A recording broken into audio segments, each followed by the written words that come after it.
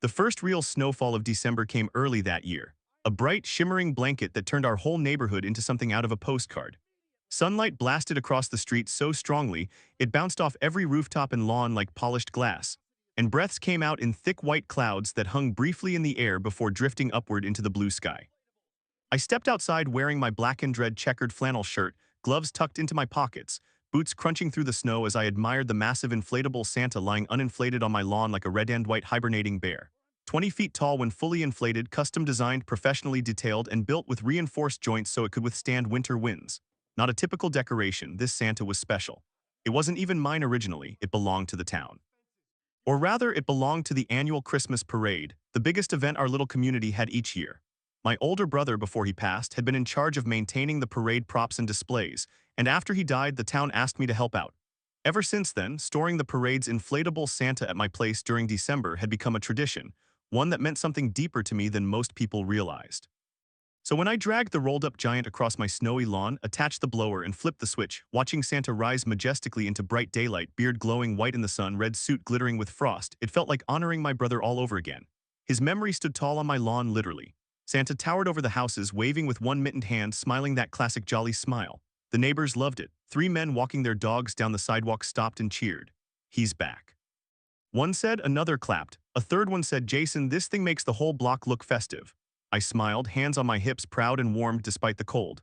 "Glad someone appreciates him," I said, but appreciation was not a universal language on this street. Not 50 seconds after Santa fully inflated did I hear it, the heavy, angry stomping I'd grown far too accustomed to.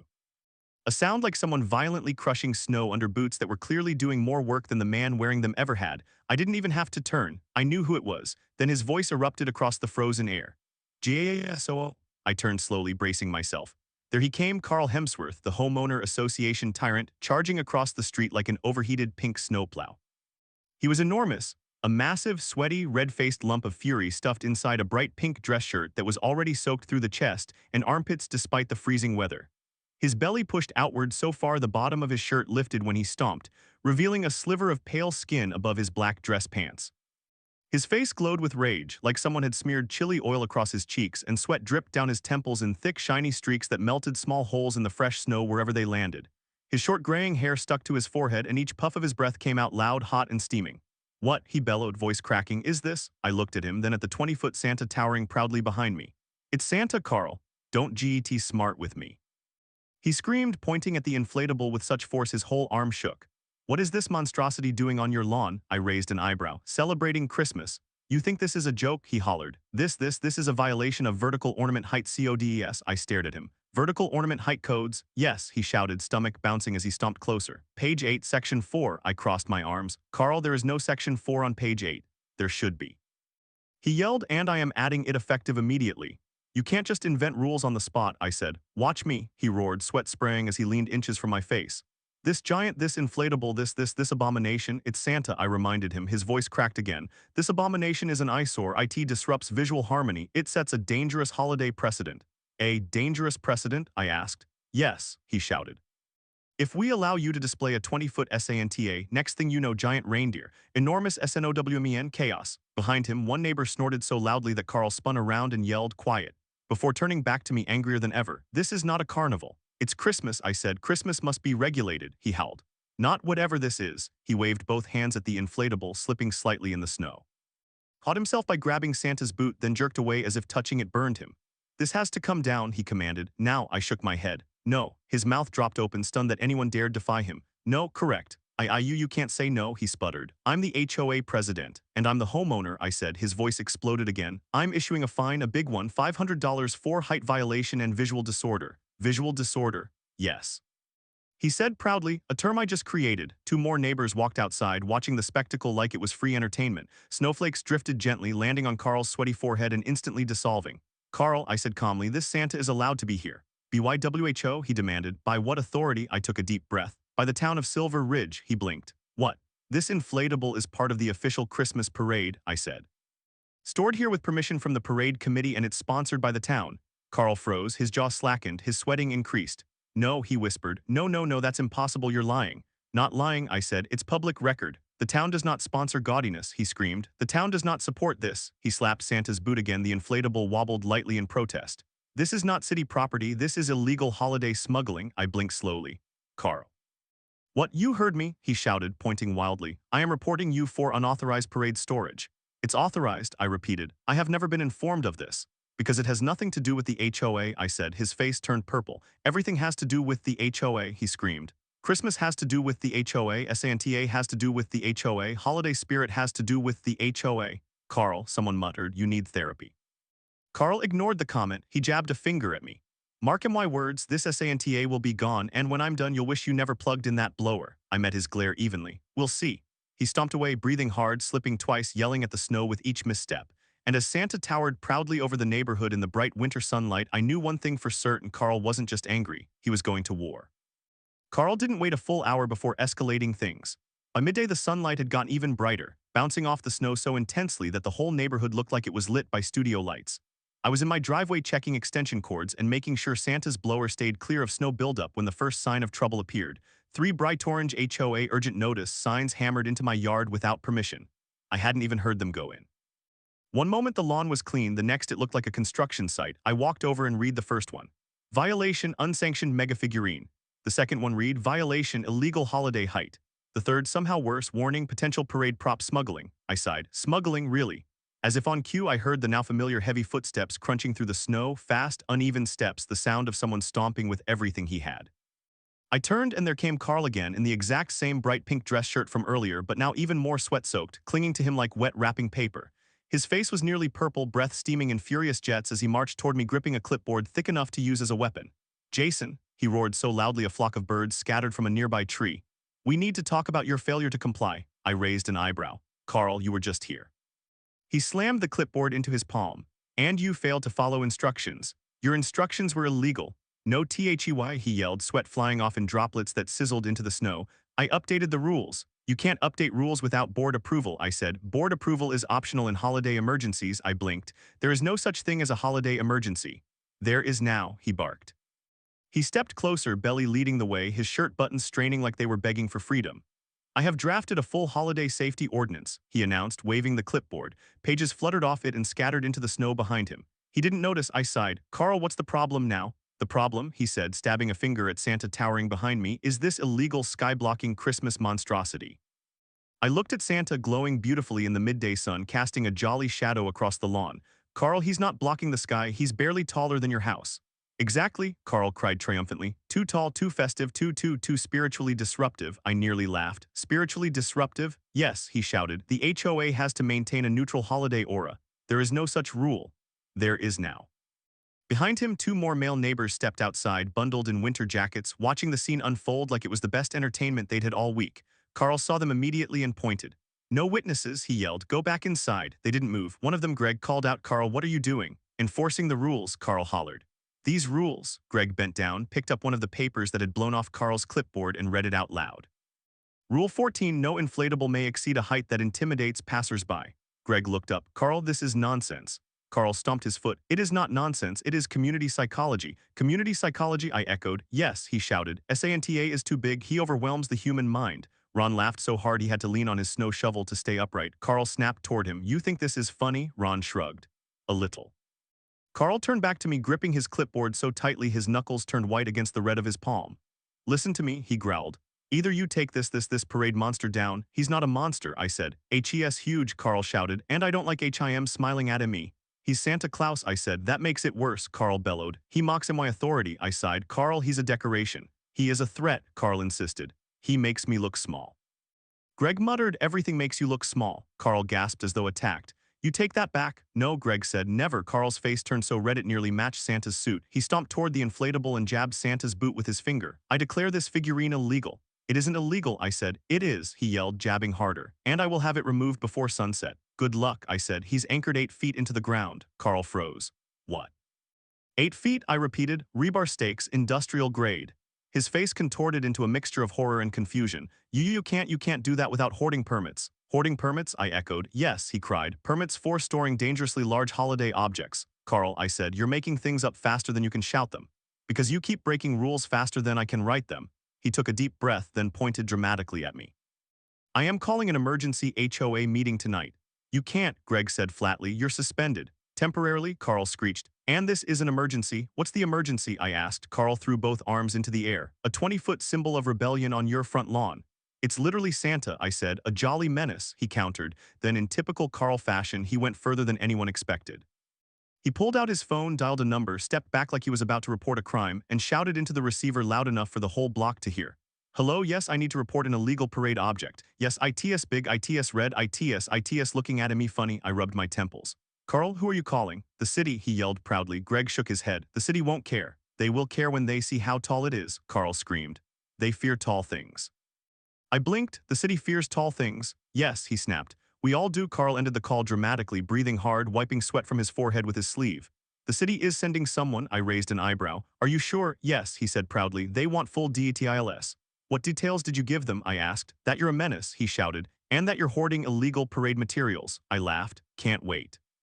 But as Carl stomped away, still yelling at Santa, still sweating through his shirt in the freezing air, still muttering about dangerous holiday giants, I couldn't help but smile. Because what he didn't know was simple. The city wasn't coming to shut Santa down. They were coming because they recognized the address. And when they arrived, Carl's entire world was going to collapse in the brightest, snowiest daylight possible. By the next morning, the entire neighborhood shimmered under a layer of fresh snow so bright it nearly blinded anyone who stepped outside. Sunlight hit every rooftop, every icicle, every frosted mailbox, transforming the street into something that looked more like a movie set than a quiet suburb. But even the beauty of that winter morning couldn't drown out the growing tension. Everyone knew the city official was coming today. Everyone except Carl understood what that meant. I stepped outside wearing my black and red checkered flannel shirt, brushing snow off my steps when Ron trudged over in his winter jacket, steam rising from his coffee. Today's the day, he said, grinning. Carl's gonna implode. He's already halfway there, I replied. As if summoned, we heard the familiar sound of heavy stomping from across the street, except this time accompanied by frantic muttering. There he was, the HOA tyrant himself, Carl Hemsworth, in his bright pink dress shirt stretched dangerously across his massive belly, already soaked with sweat despite the freezing air. He stumbled out of his house waving a stack of papers thicker than a phone book. His face was beet-red, steam puffing from his mouth, sweat dripping and melting tiny holes in the snow as he walked. Jason, he roared, you need to come with me immediately. I folded my arms. Why would I do that? Because the city is coming any minute, he screeched, and I need to show them your crimes. I blinked. Crimes? Yes, he jiggled his stack of papers. I've documented everything. Ron leaned in and whispered. He looks like he hasn't slept. I nodded. Carl certainly hadn't. His hair was sticking out in random directions, his shirt was wrinkled, and his eyes were wide with a tired sort of desperation. Carl, I said slowly, what exactly do you think the city is coming for? Shut down this THIS megastructure, he screamed, pointing dramatically at the 20-foot inflatable Santa towering proudly over my yard. Santa's red suit glowed in the morning sun, the snowflakes on his hat sparkling like glitter. They will agree with me, Carl continued. They will declare HIM illegal and they will finally restore order to this community. You sure? I asked. Yes, Carl shouted. The city fears giant inflatables. Everyone knows this, Ron snorted. That's not a thing. It is a thing, Carl snapped. I wrote a report about it. He shook the thick stack of papers again. The cover page read, The Psychological Dangers of Overly Large Holiday Decor. I stared. You wrote a psychological study? Yes, Carl said proudly. It took all night and I did all the research myself. Research? Ron asked. Carl nodded vigorously. I watched 4 videos and made a chart. Before I could respond, a black SUV rolled slowly down the snowy street, tires crunching on the frozen road. The city seal glowed on the driver's door. Neighbors peeked out from windows and porches. Carl straightened his posture well, tried to, his belly still pushed forward aggressively, then plastered on the smuggest expression imaginable. He said, adjusting his sweat-soaked pink shirt. The city has arrived to bring justice. I whispered to Ron, this is going to be good. The SUV parked. Out stepped a tall man in a navy winter jacket with a clipboard under his arm. Morning, he called. I'm looking for Jason Miller. I raised my hand. That's me. The official approached with a friendly nod. I'm Daniel from the Silver Ridge Events and Safety Department. We received a rather urgent report. Before he could finish, Carl threw himself between us, arms spread dramatically like he was protecting Daniel from an explosion. Yes, Carl yelled. Yes, I filed that report. Thank you for responding so quickly to this holiday emergency. Daniel raised an eyebrow. Holiday emergency? Yes, Carl screamed. This man here has erected a giant, unsanctioned, psychologically dangerous Christmas figure on his lawn. Daniel blinked. Psychologically dangerous? Yes, Carl insisted. As you can see, it towers over the houses. It looms. It glowsitmocks me. Ron whispered. He said, mocks me again. Daniel took a slow, calm breath. Mr. Hemsworth, are you saying this inflatable is unauthorized? Yes, Carl shouted triumphantly. It is illegal, illegal and unapproved, and now you can shut it down. Daniel turned to me, now confused. Mr. Miller, is this true? I shook my head. Actually, no, that inflatable Santa is official parade property. Carl froze. No, it's not. It is, I continued. My brother used to handle parade equipment. After he passed, the town let me store the Santa each December. It's been signed off in writing for years. Daniel nodded. That's correct, we have your name on the file. The neighborhood gasped. Carl's jaw dropped open, his sweating increased. And then no, he stuttered. No, that's impossible, that can't be real. Daniel pulled out a folder from his jacket. This is a copy of the city's sponsorship agreement for the Silver Ridge Christmas Parade. It clearly lists this address as the designated storage location for the parade Santa. I couldn't help smiling. Told you, Carl shook his head frantically, waving his stack of papers like a drowning man waving for help. No, these are the real rules. He thrust his bundle of handwritten pages toward Daniel. My report proves that giant figures are dangerous. Daniel flipped through one sheet, then another, then stopped. Mr. Hemsworth, he said slowly, this is a drawing of a stick figure fighting a snowman. Carl puffed up. Yes, it represents the struggle. And this, Daniel continued, is a paragraph claiming Santa Claus causes seasonal delusion. Yes, Carl nodded. Science. And this, Daniel said, holding another sheet, is a page that just says Santa is too big, written 12 times. Carl beamed. Exactly. Daniel calmly handed the papers back. Mr. Hemsworth. None of this is valid, legal, or remotely logical. The neighbors erupted into muffled laughter. Ron nearly fell over. Carl's entire face collapsed into horrified disbelief. But I'm the HOA president. Not anymore, Greg called from his driveway. You were suspended, remember? Carl screamed. No, I wasn't. You absolutely were, Ron shouted. Daniel looked at Carl with a mix of pity and professional annoyance. Mr. Hemsworth, not only is this inflatable legal, it is city property. Any attempt to interfere with it is considered tampering with municipal equipment. Carl's knees buckled. Tampering. A violation, Daniel said, a serious one. But this, but no. Carl's voice cracked like ice splitting in the sun. Daniel turned to me. Mr. Miller, everything looks in order, the Santa stays. I nodded, thank you. Carl let out a wail so dramatic it echoed through the snowy streets. He stomped in a circle, slipping twice, hands flailing, pink shirt clinging to his sweating body like wet tissue paper. And as the city official walked back to his SUV, Carl screamed at the sky, this isn't over, it can't be over, Santa will fall, I swear he will fall. But judging from the way he nearly fell himself, even the sky didn't believe him. By the time the city official's SUV disappeared down the snowy street, the entire neighborhood had erupted into whispered conversations and quiet laughter. Sunlight poured across the snow in blinding sheets, sparkling over rooftops and tree branches decorated with red bows and white lights. Men stood on porches with coffee mugs, watching Carl unravel in real time. The HOA tyrant stood in the middle of the road, pink dress shirt plastered to his huge sweating body, black dress pants wrinkled and covered in snow from his earlier stumbles. His face was so red he looked like he was auditioning to replace Santa's nose. He shook with rage, gripping the stack of nonsense papers he'd written overnight, his so-called psychological report, as if it were the Constitution itself. I watched him from my driveway, arms crossed over my flannel shirt, breath turning to fog in the crisp air. Ron walked over, crunching through the snow. I think he's broken, Ron whispered. Completely. I nodded as Carl let out a frustrated scream so high-pitched it made a dog somewhere down the street start barking. No, Carl shouted. The city can't side with HIM, they can't, they're wrong. He stomped so hard his belly bounced like a gelatin mold on a trampoline. Santa is illegal, I know he is. Greg stepped out of his house, shovel in hand. Carl, he called, voice calm, the city literally told you it's legal. The city understand community safety, Carl screamed, pointing wildly at Santa towering over my lawn. The inflatable swayed slightly in the gentle breeze, cheerful and unbothered. Look at HIM, look at his face, he smiles mocking me, Greg shrugged. Maybe he just likes Christmas. Carl froze, eyes wide with betrayal.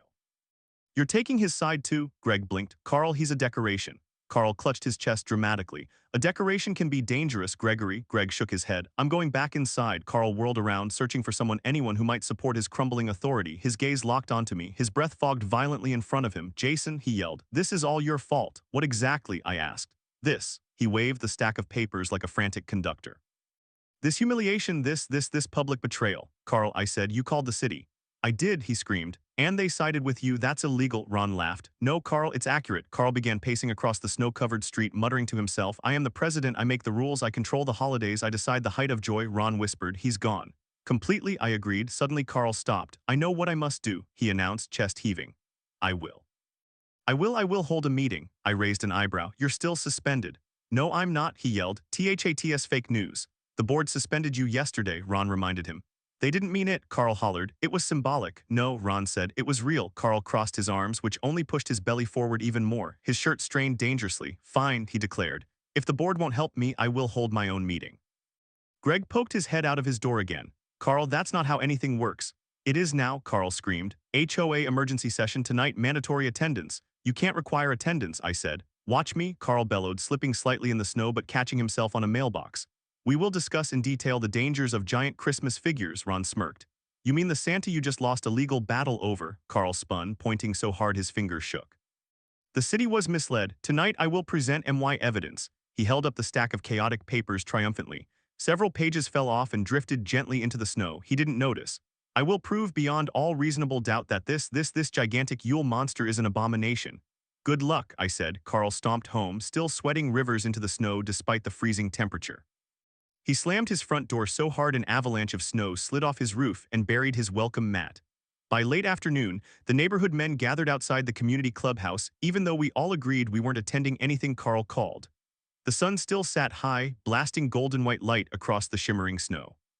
I stood beside Ron and Greg as we watched Carl arrive carrying something that made us all gasp, an enormous presentation board, nearly as tall as he was, covered in aggressively handwritten text and crude drawings of Santa attacking people.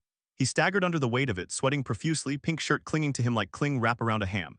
And behind him, dragging in the snow, was a red wagon carrying 6 more foam boards and what looked like a projector from the 1980s. Tonight. Carl shouted breathlessly, pointing at us all. Tonight, justice will be SERVED. Justice for what? Ron asked. For me, Carl screamed. And for holiday safety. No one moved, no one responded. Carl stomped inside the clubhouse, dragging his wagon through the doorway with a grunt so loud it echoed. The lights came on inside. We could see him pacing, setting up his boards, yelling at himself, sweating onto the floor. A few minutes later, he popped his head out the door and screamed, "Meeting SDARTS now, attendance is mandatory." No one went in. We stood in the sunlit snow, shaking our heads. Carl emerged again. I said ITS mandatory, Greg called back. We don't recognize your meeting, Carl. But I have a presentation, he protested. With CHARTS, Ron yelled. No thanks. Carl stomped back inside, slamming the door. Through the frosted window, we could see him begin presenting his slideshow to no one. He pointed at his giant foam board, shouted at imaginary attendees, and wiped sweat from his forehead so vigorously he nearly toppled over. At one point, he shouted, see, this is why I'm right, to an empty row of chairs, and then the moment happened, the one that would be talked about for years. Carl, attempting to lift one of the giant boards, slipped on a puddle of his own sweat. The foam board fell, knocking over the projector, which swung on its cord and smashed against another board. The chain reaction sent all 6 boards collapsing like dominoes, surrounding Carl in a circle of falling cardboard. We could hear him scream through the glass, "NOOMY evidence." Ron burst out laughing so hard he fell into a snowbank. Carl just lost an argument with gravity, he said between gasps. Carl kept screaming inside, a sweating, red-faced blizzard of humiliation.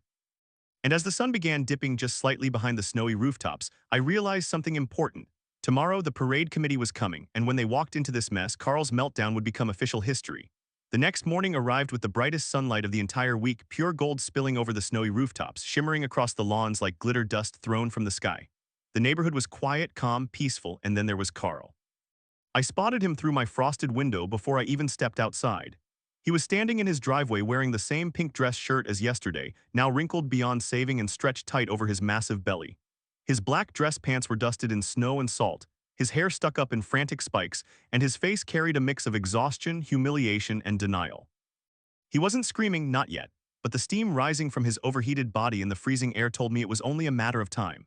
I slipped on my boots, pulled on my black and red checkered flannel shirt, and stepped outside to clear the walkway. That's when we all heard it, the unmistakable sound of a city parade truck rolling down the street.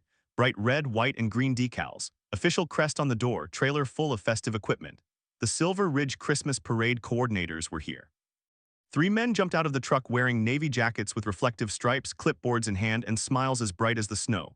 Morning, the tallest said. We're here to check on Santa, I waved. Right on time. But before they could take another step, Carl launched himself into the scene like a pink cannonball. No, he screamed, slipping on ice but catching himself with a dramatic flail.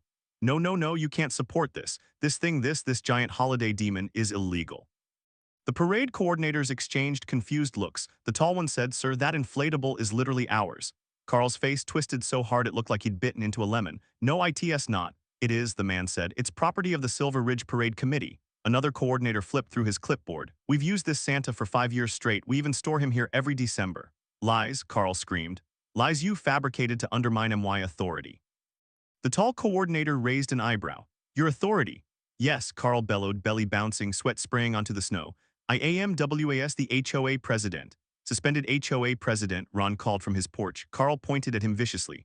Silence. At that moment, one of the parade officials noticed the destruction inside the clubhouse behind Carl. Foam boards toppled everywhere, puddles of sweat frozen on the tile, an overturned projector hanging by its cord. He stared through the frosted glass for a long moment, then slowly turned back to Carl. Sir, what exactly happened in there? Carl threw his hands in the air. Justice, science, holiday safety, the official blinked. I see. And this man, Carl pointed at me with a shaking, sweaty finger, is the biggest threat to festive order this town has ever seen. The parade officials were silent for 3 full seconds. Then the tall one laughed. Not a small laugh, a full, loud, chest-deep laugh that echoed across the snowy street. Sir, he said, wiping his eyes, Jason here is the reason this Santa still exists at all. Carl froze. What? His brother saved it years ago when the old storage barn collapsed, the official explained. If it weren't for his family, this Santa wouldn't be in the parade. The other coordinators nodded. We honor them every year.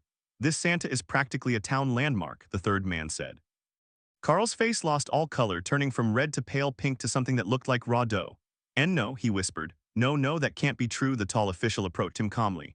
Mr. Hemsworth, you tried to get rid of official parade property. You filed false safety reports. You harassed residents over a city-sponsored display. He tapped his clipboard. We will be filing a complaint with the HOA board. Carl began to wobble like he was going to faint.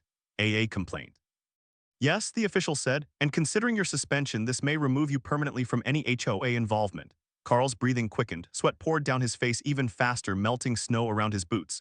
No, he cried. You can't remove me. I am the holidays. Sir, the official said gently, you're a man who yelled at a decoration. The neighborhood erupted in laughter. Ron practically fell into the snowbank again. Even Santa, bobbing in the wind, seemed to be laughing silently. Carl, humiliated beyond recovery, let out one final shriek. You'll all regret this, he shouted, slipping on ice and landing face first in the snow with a muffled oof. The parade officials helped him up, but he shook them off, waddled to his house, and slammed the door so hard a string of Christmas lights fell from his gutter. 2 days later, a sign appeared in Carl's yard, home for sale. Owner relocating immediately. By Christmas Eve, the house was dark, empty, and silent. The neighborhood was peaceful. No screaming, no fake emergency meetings, no unauthorized holiday regulations, just quiet snowfall, glittering decorations, and Santa waving proudly in the daylight breeze. That evening, as I stood on my porch drinking hot cider, Ron approached with a grin. You know, he said, your brother would have loved this. I looked up at the towering Santa glowing softly under the winter sky. Yeah, I said, smiling, he really would have. And as snowflakes drifted gently across the bright Christmas Eve sunlight, I realized something simple and perfect. Sometimes the best Christmas gift is not what arrives, but what finally leaves.